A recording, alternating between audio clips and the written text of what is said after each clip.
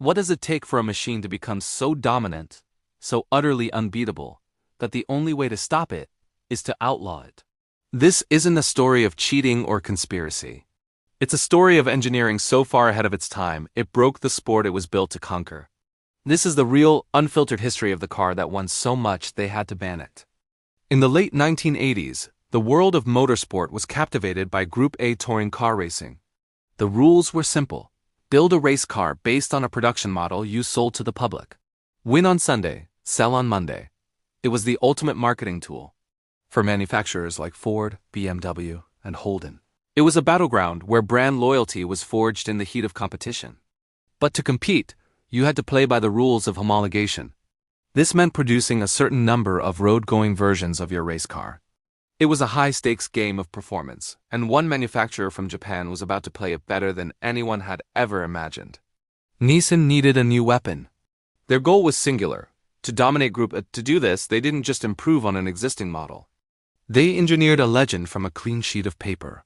The result was the R32 Skyline GT-R. Under the hood lay the RB26 DETT, a twin-turbocharged, 2.6-liter straight-six engine designed from the ground up for racing. It was a masterpiece of power and reliability, but the engine was only part of the equation. The GT-R's true genius was its revolutionary all-wheel drive system, the Atessa ETS. Unlike conventional systems, it was rear-wheel drive by default, only sending power to the front wheels when it detected a loss of traction. This gave it the cornering agility of a rear-drive car with the impossible grip of an all-wheel drive. Combined with the super high-class four-wheel steering system, the GT-R wasn't just a car, it was a technological statement. When the R32 GT-R hit the track in 1990, the world of motorsport was turned upside down. In the Japanese Touring Car Championship, it was untouchable. It won every single race it entered for 4 consecutive seasons, 29 wins from 29 starts. But its most brutal display of dominance came in Australia. Shipped over to compete in the Australian Touring Car Championship, it faced off against the V8-powered Fords and Holdens that had ruled the series for decades. The result was a massacre. The GT-R didn't just win, it humiliated the competition. At the legendary Bathurst 1000 race, it took back-to-back victories in 1991 and 1992, ending the era of V8 supremacy so decisively that local fans, accustomed to their homegrown heroes, booed it on the podium. They were witnessing the death of an old guard and they didn't like it. It was in Australia that the legend was truly born. The press, struggling to describe this unstoppable force from Japan, gave it a nickname: Godzilla. A monster from across the sea, destroying everything in its path. The name stuck. For rival teams, the sight of a GT-R in their rearview mirrors became a symbol of impending defeat. They were running lighter, simpler cars, built on decades of established racing philosophy. The GT-R, with its complex electronics and all-wheel drive, felt like something from the future. Competitors complained that they were in a different class of race altogether. The public was divided. Some were in awe of this technological marvel, while others felt it had ruined the sport they loved. Race officials were faced with an unprecedented problem. But they didn't see innovation.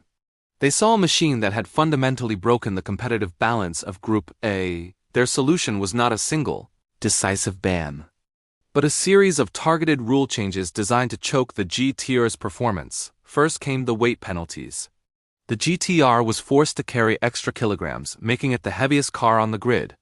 When that didn't work, they targeted its heart, the turbochargers. New restrictions were put in place to limit boost pressure, strangling the power of the RB26 engine. Finally, the regulators made their most drastic move. They rewrote the rulebook entirely, effectively outlawing turbocharged, all-wheel drive cars from the top tier of touring car racing in both Japan and Australia. The R32 GT-R was not banned for being illegal, it was banned for being too good. The fallout was immediate.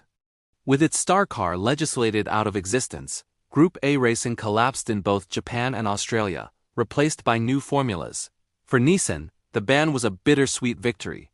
They had proven their engineering prowess beyond any doubt, but their chapter of dominance was forcibly closed. Yet the story didn't end there. The legend of the R32 kick-started a dynasty. Nissan continued to develop the GT-R line with the R33 and R34, each one building on the legacy of its predecessor. The spirit of the original Godzilla lived on. a benchmark for performance that pushed Nissan and its competitors to new heights for decades to come. Beyond the racetrack, the R32 GT-R's impact was immense. Banned from the track, it became a hero on the street. Its exile from professional racing only amplified its myth. It became a tuner's dream, a blank canvas for building immense horsepower. Through series like Gran Turismo, an entire generation who had never seen the R32 race in person could experience its power virtually. It transformed the car from a Japanese domestic market hero into a global cultural icon, desired by enthusiasts all over the world. This digital fame cemented its place in history. So we return to the central question: was banning the GT-R fair? Or was it an admission of defeat by a racing establishment that feared progress? Perhaps the answer is that the R32 GT-R wasn't just built to win races. It was built to challenge the very definition of a performance car. It proved that innovation, when pushed to its absolute limit, can be a force so powerful that tradition has no choice but to step aside. And that is a legacy no rulebook can ever erase. Thanks for watching. If you enjoyed this look into motorsport history, be sure to subscribe for more stories about the world's most iconic machines.